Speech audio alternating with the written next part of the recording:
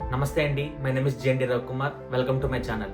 ఈ రోజు అంబేద్కర్ గారి వర్ధంతి. సాధారణంగా అందరూ ఆయన రాజ్యాంగ నిర్మాత అని, దళితుల పక్షపాతి అని చెప్పి మాట్లాడుతుంటూ ఉంటారు.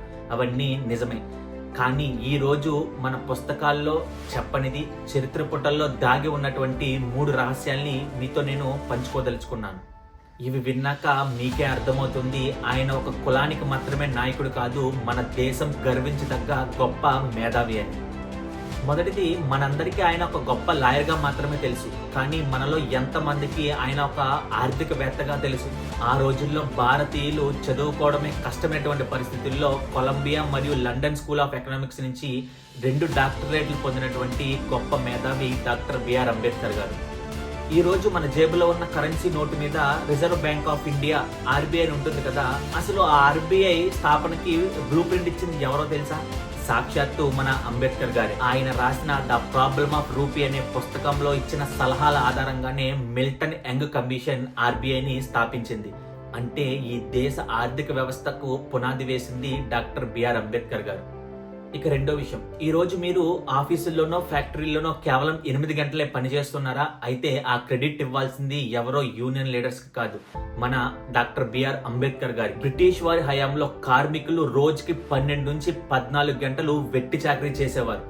1942లో బ్రిటిష్ వైస్రాయ్ కౌన్సిల్లో లేబర్ మెంబర్ గా ఉన్నటువంటి అంబేద్కర్ గారు పట్టుబట్టి ఆ పని దినాలను 12 నుంచి 8కి తగ్గించడం జరిగింది.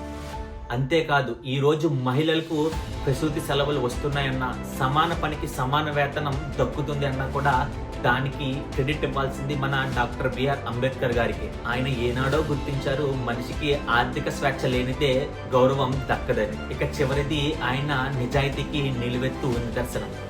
స్వతంత్ర భారతదేశానికి ఆయన మొదటి న్యాయశాఖ మంత్రి. ఒక మంత్రి పదవిలో ఉండి కూడా రాజీనామా చేశారు. ఎందుకో తెలుసా?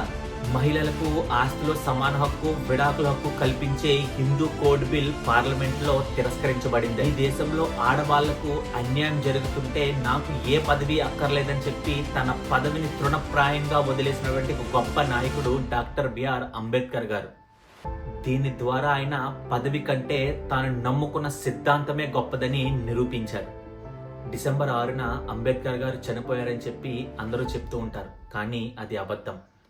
ఒక మనిషిగా భౌతికంగా మన మధ్య లేకపోవచ్చు, కానీ ఈ దేశంలో ఒక కార్మికుడు 8 గంటలు పనిచేసి ఇంటికి వెళ్తున్నప్పుడు, ఒక మహిళ తలెత్తుకుని ఆఫీస్కి వెళ్తున్నప్పుడు, ఒక సామాన్యుడు ఓటు వేసి ప్రభుత్వాన్ని ప్రశ్నిస్తున్నప్పుడు అక్కడ అంబేద్కర్ గారు బ్రతికే ఉన్నారు. రాజ్యాంగం ఉన్నంత వరకు, ఈ దేశంలో ప్రజాస్వామ్యం బ్రతికున్నంత వరకు అంబేద్కర్ గారికి మరణం లేదు.